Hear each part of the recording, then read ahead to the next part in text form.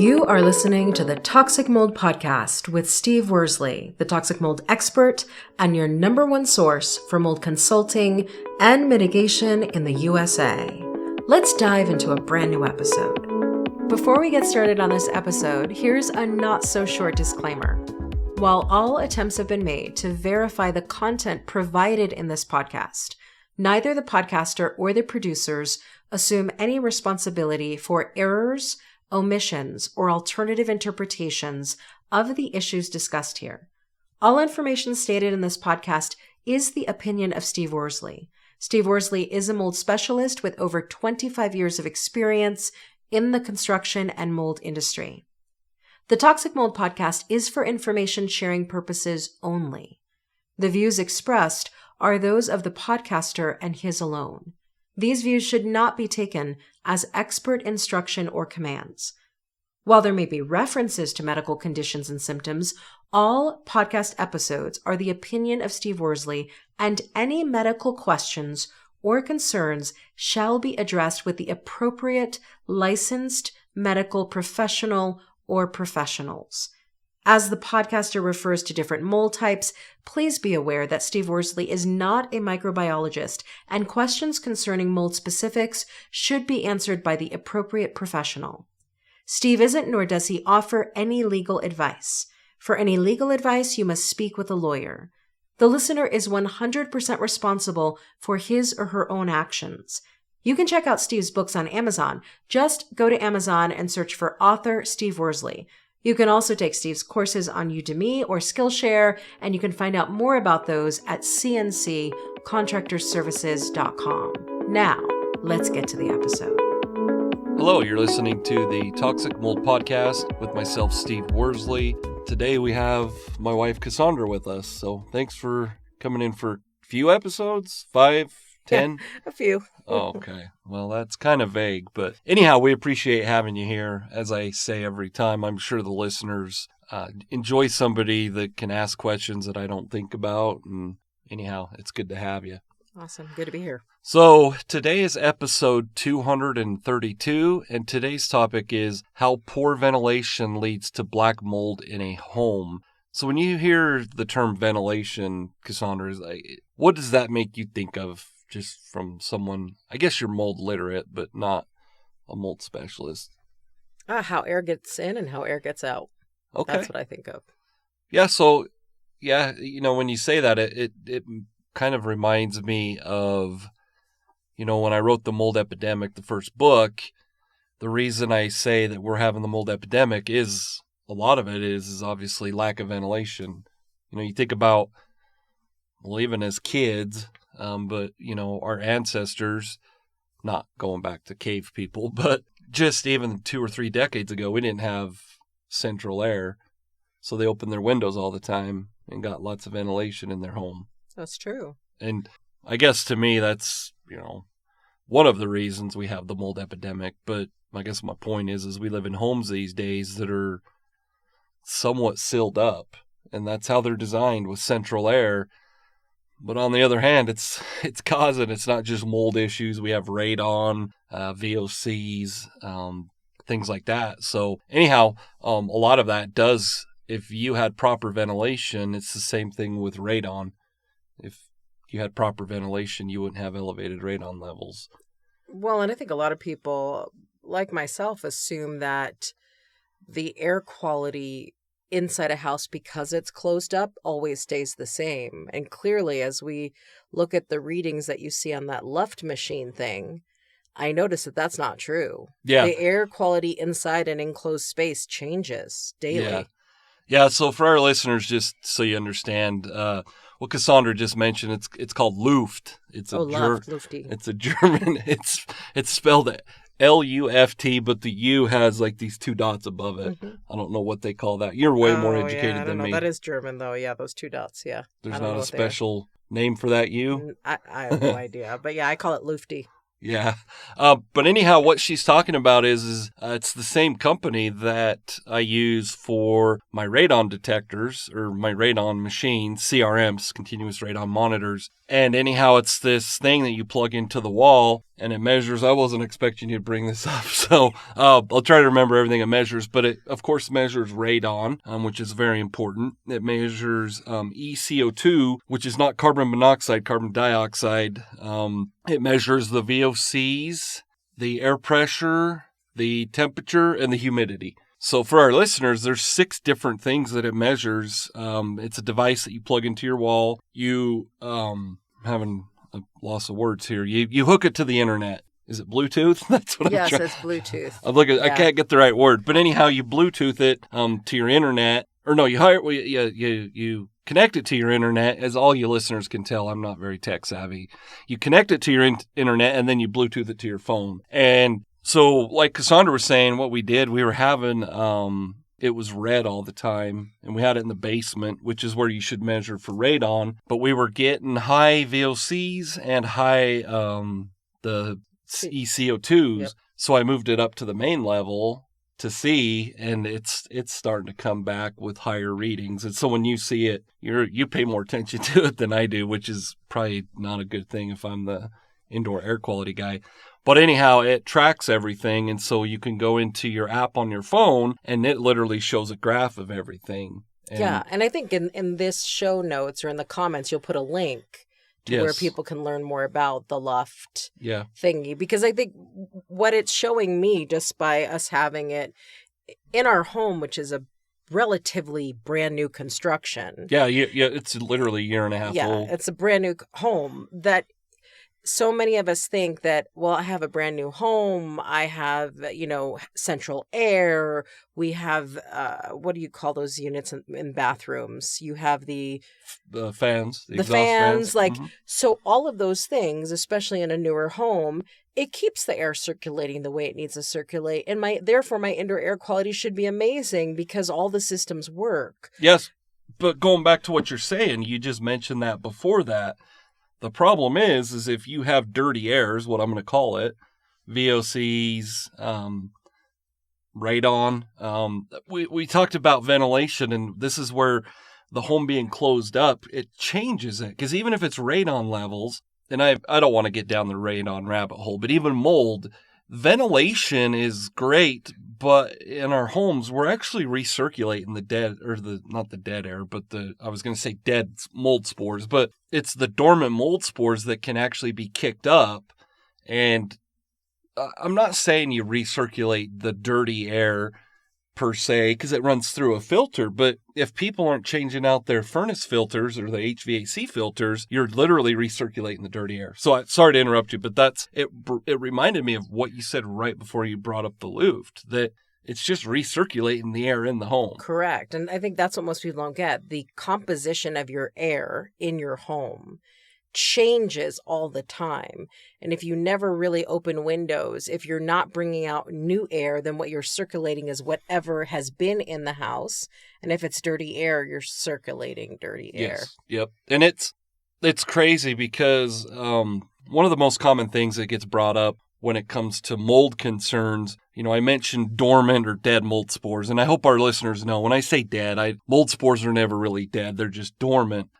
But people ask all the time, like when it comes to testing, and we've done podcast episodes about it, why is it that we don't only do air testing? And I prefer to do tape lifts with air testing. And the reason why I tell them is because based on the air pressure and the pressurization of a home, the mold spores that are in the air could change from hour to hour. And a lot of that's based on the HVAC system, barometric pressures, which the barometric pressures, obviously they drop when a storm comes in, and barometric pressures obviously change the way the air is moving throughout your home.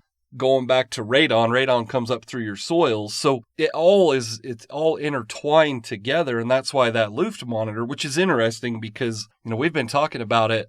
What I'm going to do, just so our listeners know, I am going to reach out to Luft. It's, Sun Radon, and they have already offered to be a guest on the podcast. We'll get them on the podcast as a guest so that they can explain more of their side of the things. But that's why what they have created in that monitor is awesome, because it does measure the air pressures and the humidity. So when it comes to mold and air quality, That's what we care about. They didn't create this for mold per se. This is more for radon, but it does monitor those different things, which, going back to what we're talking about, is all intertwined. And so with ventilation, if you're always ventilating the same air per se, and it's only running through your HVAC filter, that's not the most ideal thing to have. Like fresh air, even in the middle of the winter, is just, it's a good idea. Exactly. Just to crack open a few windows. We do it. We were just telling the listeners that our Luft keeps showing red. If we had better circulation of the air from the outside, I believe it would totally change what those numbers are saying. Yes, and I also think if we didn't have an 85-pound dog knocking into the screen door to the backyard, we'd also probably have a little better ventilation. Yeah. Because we'd have that screen door open more than we have. Yeah. We have a black lab, and we decided to... we kept the screen door open, but we have a walking path behind our house, and he freaked out and messed up our screen door on the sliding door. So we haven't opened that door since that moment. But even if, for our listeners, even if you open up, just a window screen, my point is recirculating the air is obviously good, but if you're recirculating dirty air, it's not really doing any good. Yeah, so. And when it comes to ventilation, I think looks can be deceiving. You can think that, well, my idea of dirty air is, when there's smoke in the kitchen, or I would smell something if there was dirty air is quiet. You're not going to know that it's dirty unless you have a Luft or you have something that monitors the system. Yep. Yeah, and that's a good example. If you don't have an air purifier to actually clean the air, that smelly air, if it's obviously ventilation really helps, but let's just say something's rotting in a closet, it's not going to clean that air for the most part. If you turn a fan on, it's just going to spread all the spores around. So it's interesting that we talk about it that way. And that's why, to me, it's very important to have proper ventilation. And the good thing about proper ventilation, like the type of ventilation we're going to talk about, is the ventilation like an exhaust fan. So that exhaust fan actually sucks the air out in the room it's in and dumps it outside, which it should be dumping it outside. We'll touch on that to make sure our listeners understand, but it's very important with exhaust fans that the termination point of that fan is outside. Yeah. It's like a dryer vent. If that dryer vent terminates in a crawl space or in an attic or a garage, you're just taking that humid air and dumping it somewhere else in the home, versus if you run it to the exterior, it goes out and can dissipate and do what it does.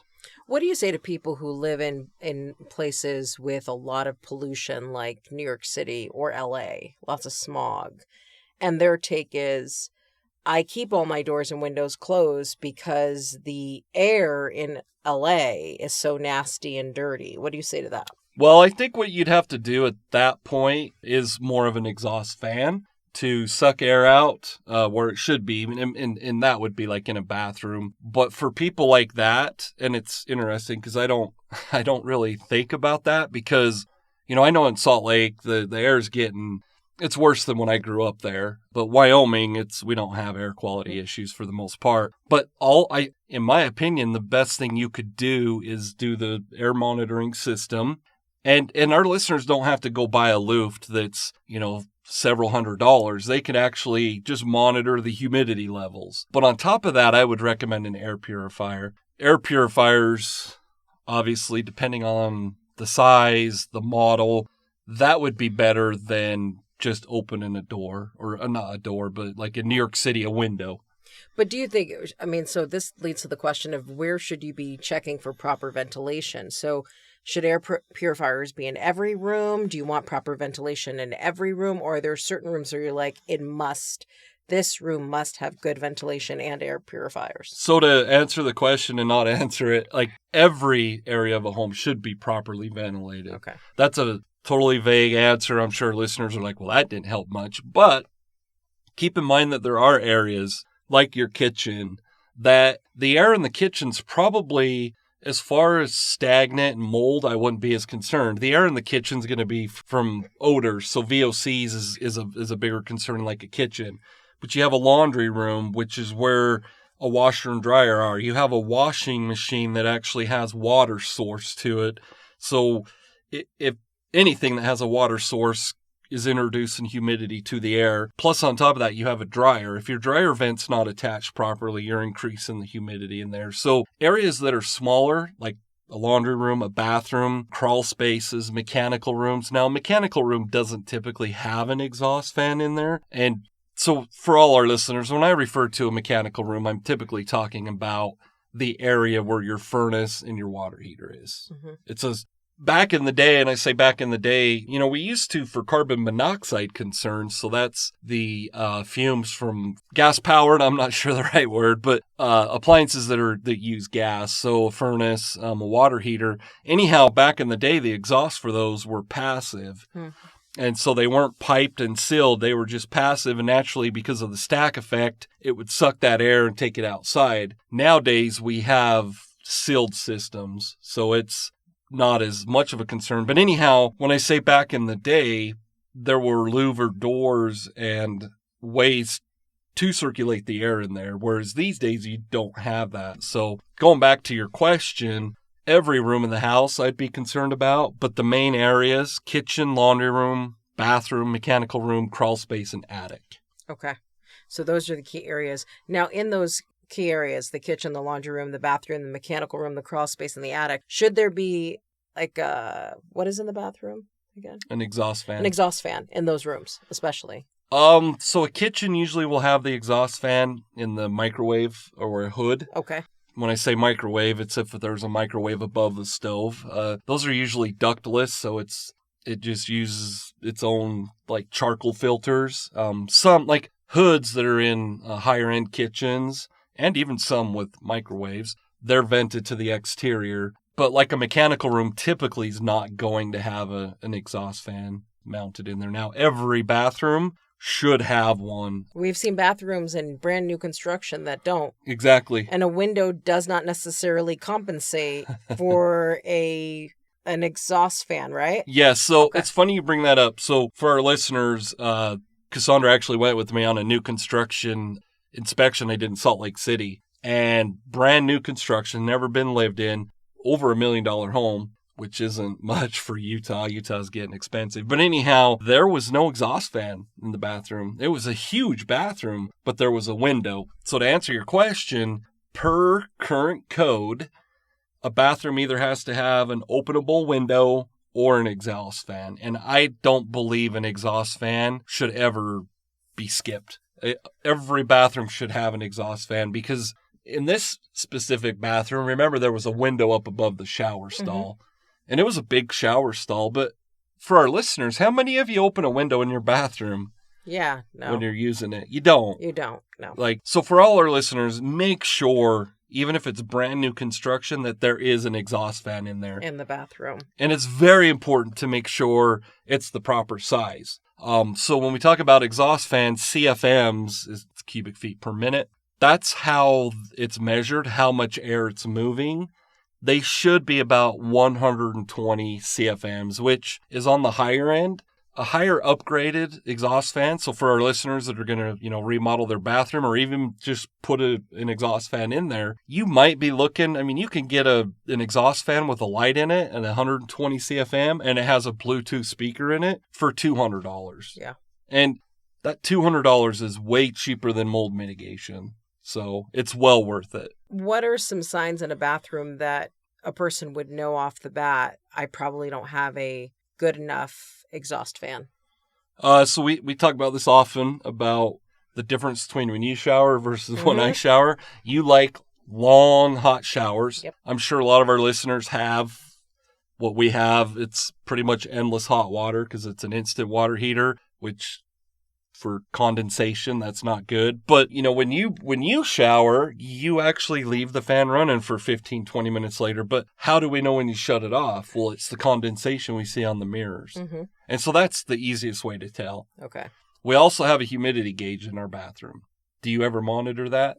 Sometimes, but it's pretty high until a while after I get out. Right. And so for our listeners, I guess my point is if you know how long you, your spouse, your kids, you know how long they're showering or bathing. And if they're taking long showers, and it doesn't have to be a long shower, it can be a short one, but really hot. If there is condensation on the mirror, you're not getting the proper circulation in there. And it doesn't mean that they can't take a longer shower. Just make sure once you're done, you leave the fan on and you open a door and get that air circulating. Okay. So to me, it's simple. Yeah. And the humidity, the humidity should be below 60%. Okay. That's what I wanted to tell the listeners. So then obviously that kind of leads into your call to action for people. Install a humidity gauge in your bathroom and make sure that the humidity stays below 60%. Absolutely. So pretty simple. We have an email list that we've talked about in the past. You can go to our website and sign up. It's the mold fact sheet, mold investigation checklist. We're actually, for all you listeners, Cassandra actually has me working on right now maybe you can explain what it is. A new educational series that's only going to come to your inbox. It won't be on Facebook. It won't be on Instagram. A new educational series of emails that will give you mold education. Yeah. But it's it's scheduled. Yeah. So you'll get a number of emails over a long period of time that will give you way more education than you might find anywhere else. So it's worth making sure you're on the email list. Okay. So what about our listeners that are already on the list? Because you told me... Yes, they'll get the new emails that are going to be scheduled. They'll get the new emails. They'll get the scheduled ones. Just make sure you're on the list. Okay, perfect. So for all you listeners, make sure you go to our website, cnccontractorservices.com. There's a page where you can sign up for the email list. And if you ever have any questions, you can always send an email to us at info@cnccontractorservices.com. But thanks for listening and thanks for being here, Cassandra. Have a wonderful day. Thank you for listening to this episode. Make sure you go to our website at cnccontractorservices.com and sign up for the mold investigation checklist. Again, go to cnccontractorservices.com and get your free mold investigation checklist today. You can also, on cnccontractorservices.com, find out more about Steve's courses and books and consultations. Once again, go to cnccontractorservices.com.